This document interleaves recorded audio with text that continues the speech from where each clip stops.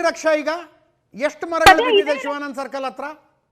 ಅದೇ sir, Shivananda circle ಇಂದ ಮುಂದಕ್ಕೆ ಹೋದ್ರೆ ಅಂಡರ್ ಪಾಸ್ ಏನಿದೆ, ರೈಲ್ವೆ ಅಂಡರ್ ಪಾಸ್ ಬ್ರಿಡ್ಜ್, ಅಲ್ಲಿ ಪ್ರತಿ ಮಳೆಗಾಲಕ್ಕೂ ಈ ಸಮಸ್ಯೆ ಇರೋದೆ. ಶಿವಾನಂದ ಸರ್ಕಲ್ ಅಂಡರ್ ಪಾಸ್ ಒಂದು, ಮುಖ್ಯಮಂತ್ರಿಗಳ ಮನೆಯಿಂದ ಮುಂದ್ಗಡೆ ಏರ್ಪೋರ್ಟ್ ಕಡೆ ಹೋಗೋ ಅಂಡರ್ ಪಾಸ್ ಒಂದು. ಹೌದು ಹೌದು, ಇದು ಪ್ರತಿ ಸಲಿನೂ ಇರ್ತಕ್ಕಂಥದ್ದು. ಸಾಕಷ್ಟು ಹಣಗಳನ್ನ ವ್ಯಯ ಮಾಡಿ ಇಲ್ಲಿ ಕಾಮಗಾರಿಗಳನ್ನು ಕೂಡ ನಡೆಸಿದ್ದಾರೆ.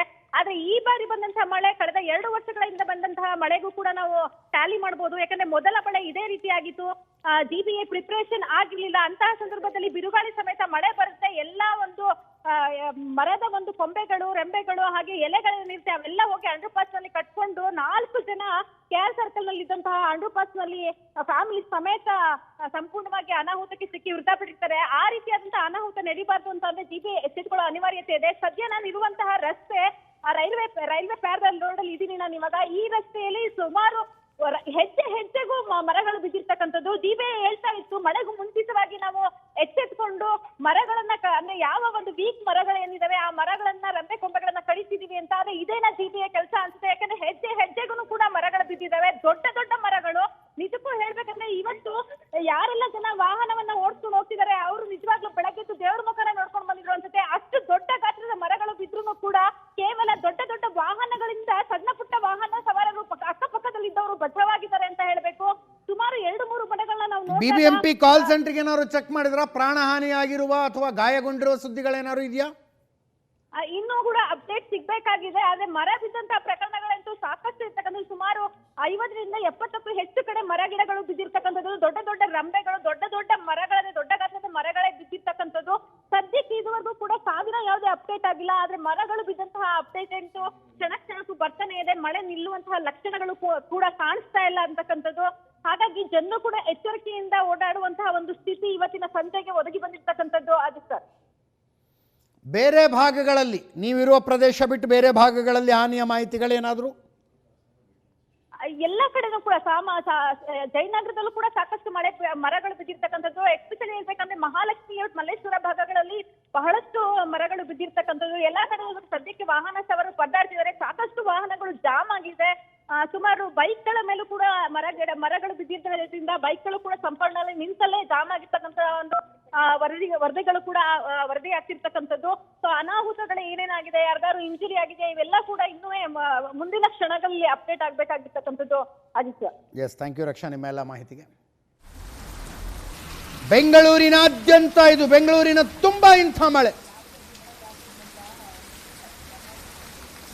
ಭಾರಿ ಮಳೆ, ಆಲಿಕಲ್ಲು ಸಾಲದು ಅಂತ ಬಿರುಗಾಳಿ.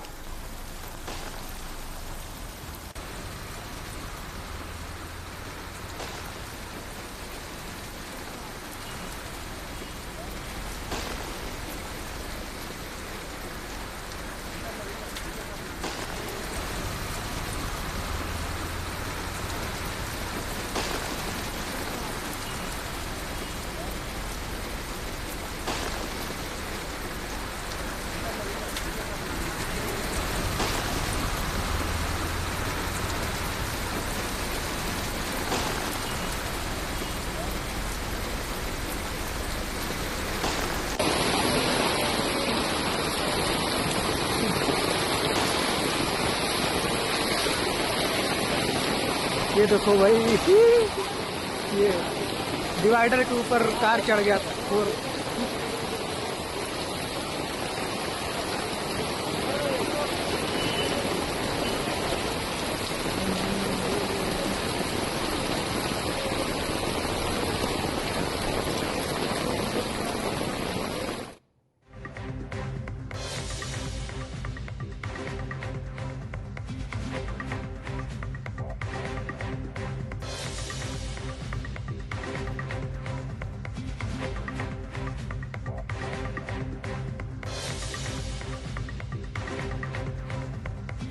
ಬೆಂಗಳೂರಿನಾದ್ಯಂತ ಅನೇಕ ರಸ್ತೆಗಳು ಬಂದಾಗಿದ್ದಾವೆ.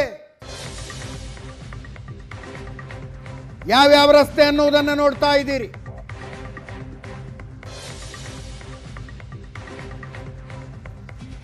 ನೀವು ಎಲ್ಲಿಗಾದರೂ ಪ್ರಯಾಣಿಸ್ತಾ ಇದ್ರೆ ಇನ್ನ ಕನಿಷ್ಠ 2 ತಾಸು ಎಲ್ಲಿದ್ದೀರೋ ಅಲ್ಲೇ ಇರೋದು ಒಳ್ಳೆಯದು, ಸುರಕ್ಷಿತವಾದ ಜಾಗದಲ್ಲಿ. ರಸ್ತೆಗಿಳಿಯುವುದು ಅಪಾಯಕಾರಿ. ಕಮರ್ಷಿಯಲ್ ಸ್ಟ್ರೀಟ್ ಹತ್ರ ಗಾಳಿಗೆ ತಾರಸಿಗೆ ಹಾಕಿದ ಶೀಟ್ಗಳು ಹೆಂಗೆ ಹಾರ್ಕೊಂಡು ಹೋಗ್ತಾ ಇದ್ದಾವೆ ನೋಡ್ತಾ ಇದ್ದೀವಿ. ಯಾರಿಗಾದ್ರೂ ಬಡದ್ರೆ ಕತ್ತರಿಸಿ ಹೋಗ್ತಾರೆ ಇದಕ್ಕೆ.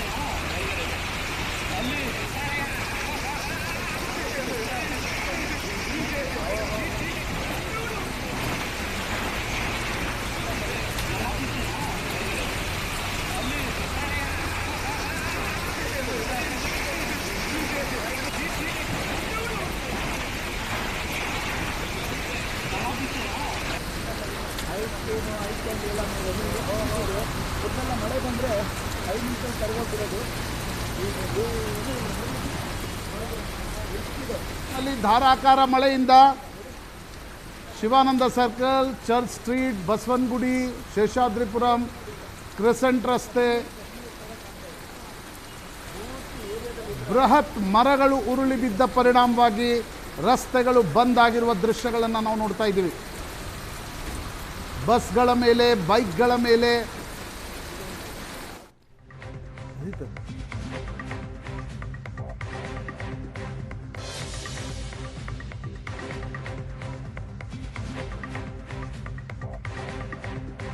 ಜನರಿಗೆ ಗಂಭೀರ ಗಾಯ. ಘಟನಾ ಸ್ಥಳಕ್ಕೆ ಪೊಲೀಸರು, ಅಗ್ನಿಶಾಮಕ ದಳ ದೌಡು. ಬೋರಿಂಗ್ ಆಸ್ಪತ್ರೆ ಬಳಿ ಗೋಡೆ ಕುಸಿದು 5 ಮಂದಿಗೆ ಗಂಭೀರ ಗಾಯ.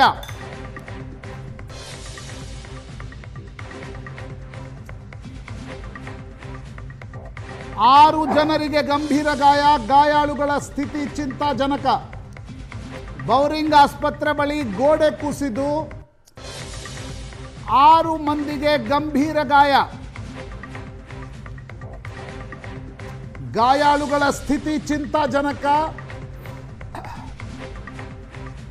ಗಾಯಾಳುಗಳನ್ನು ಪಕ್ಕದಲ್ಲೇ ಇರುವ ಬೋರಿಂಗ್ ಆಸ್ಪತ್ರೆಗೆ ದಾಖಲಿಸಲಾಗಿದೆ.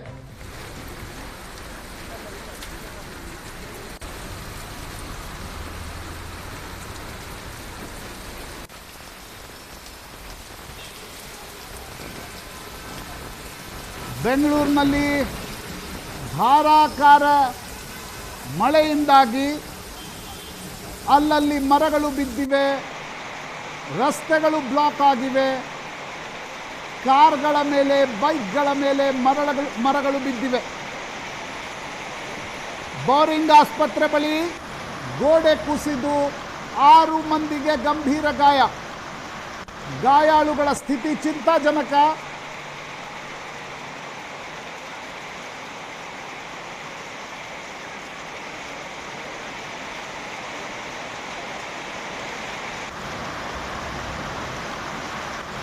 ಸ್ಥಳಕ್ಕೆ ಪೊಲೀಸರು ಮತ್ತು ಅಗ್ನಿಶಾಮಕ ದಳ ದೌಡು.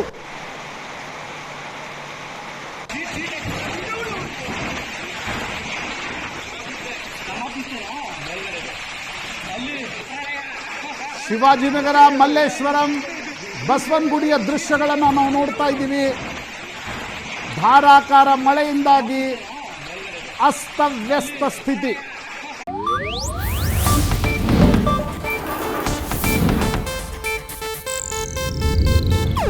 ಇದು ಏಷ್ಯಾನೆಟ್ ನ್ಯೂಸ್ ನೆಟ್ವರ್ಕ್ ಪ್ರಸ್ತುತಿ.